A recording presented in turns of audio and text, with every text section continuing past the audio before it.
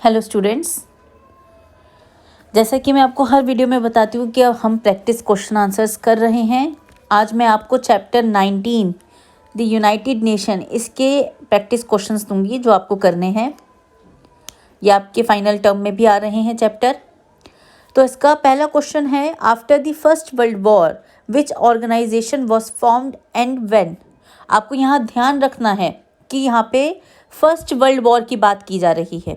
तो first world war के बाद कौन सा ऑर्गेनाइजेशन बनाया जाता है और कब बनाया जाता है, ये एकदम चैप्टर के शुरू में आपको मिलेगा। पहले ही 2 पैराग्राफ में आपको इजीली मिल जाएगा कि फर्स्ट वर्ल्ड वॉर के बाद कब बना था और कौन सा ऑर्गेनाइजेशन बना था।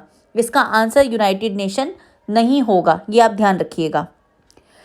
नेक्स्ट क्वेश्चन है, in which year did the second world war begin. कि सेकेंड वर्ल्ड वॉर जो है कब शुरू होता है, वो साल आपको लिखना है। वो आपको चैप्टर के अंदर दिया गया है, उस साल को लिखना है। सिर्फ आप ईयर मेंशन कर दीजिएगा कि कब सेकेंड वर्ल्ड वॉर शुरू होता है। नेक्स्ट क्वेश्चन है, where are the objectives of the UN outlined. कि जो यूएन के ऑब्जेक्टिव्स हैं वो कहाँ पे आउटलाइन किए गए हैं, कहाँ पे रेखांकित किए गए हैं।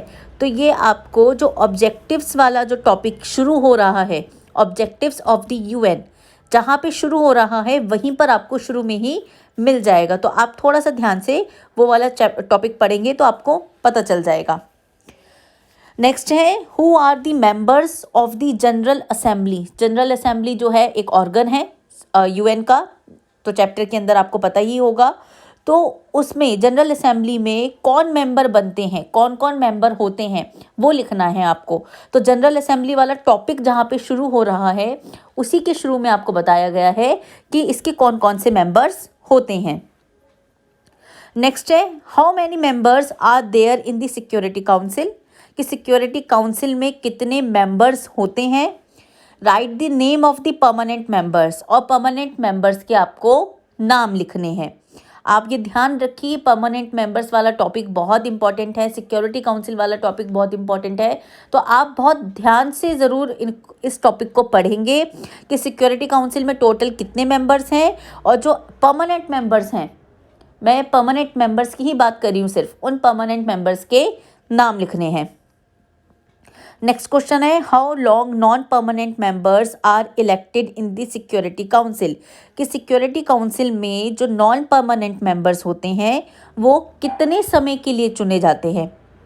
परमानेंट मेंबर्स तो परमानेंट होते हैं, उनका तो कोई टर्म हो ही नहीं सकता। तो जो नॉन परमानेंट मेंबर्स है उनका टर्म आपको लिखना है कि वो कितने समय के लिए चुने जाते हैं। नेक्स्ट क्वेश्चन है, right the full form of ICJ. ICJ की आपको फुल फॉर्म लिखनी है, ये आप चैप्टर में से खुद ढूंढेंगे आईसीजे क्या है, उसकी आपको फुल फॉर्म लिखनी है। नेक्स्ट क्वेश्चन है, हाउ मैनी जजेस are there in the international court of justice.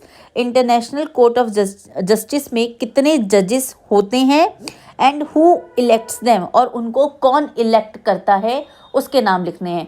Total number लिखने हैं आपको जजेस के, कि टोटल कितने नंबर्स होते हैं जजेस के, टोटल कितने मेंबर्स होंगे जजेस में, और उनको कौन इलेक्ट करता है, उन लोगों का या उस ऑर्गेनाइजेशन का आपको नाम लिखना है।